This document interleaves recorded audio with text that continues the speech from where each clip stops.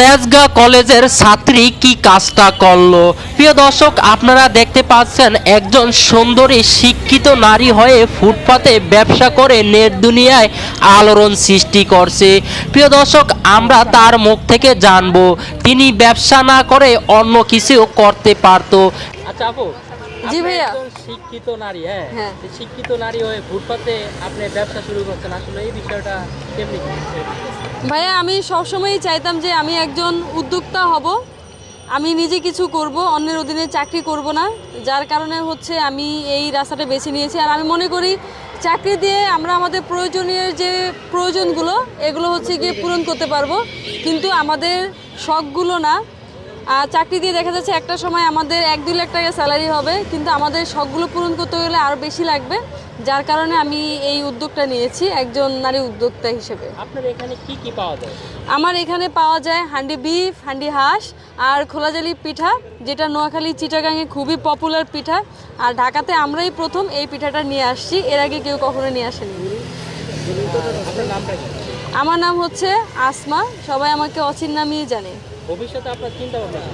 ভবিষ্যতে আমার চিন্তা ভাবনা হচ্ছে আমার একটা রেস্টুরেন্ট হবে, কয়েকটা ব্রাঞ্চ হবে। একজন নারী উদ্যোক্তা হিসেবে আমি সবার কাছে পরিচিতি লাভ করব।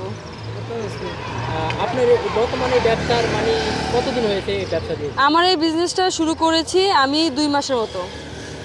আপনার দেশের বাড়ি কোথায়? আমার গ্রামের বাড়ি হচ্ছে ভোলা, আর ঢাকা থাকি হচ্ছে ফুল ফ্যামিলি সহই। প্রিয় দর্শক, এই বোনটি কিন্তু দেহ ব্যবসা করতে পারতো, কিন্তু দেহ ব্যবসা না করে তিনি হালালভাবে ব্যবসা চালু করছে। প্রিয় দর্শক, আপনারা দেখতে পাচ্ছেন এখানে হাঁসের মাংস এবং বিভিন্ন ধরনের কিন্তু অনেক আইটেম পাওয়া যায়। এখানে রুটি হতে অনেক কাস্টমার ভিড় করে এই দোকানে। প্রিয় দর্শক, এই দোকানটি আগারগাঁও পরিসংখ্যান ভবনের নিচে। প্রিয় দর্শক, আজকের ভিডিওটা যে যেখান থেকে দেখছেন অবশ্যই ভিডিওটা শেয়ার করে অন্যকে দেখার সুযোগ করে দিবেন।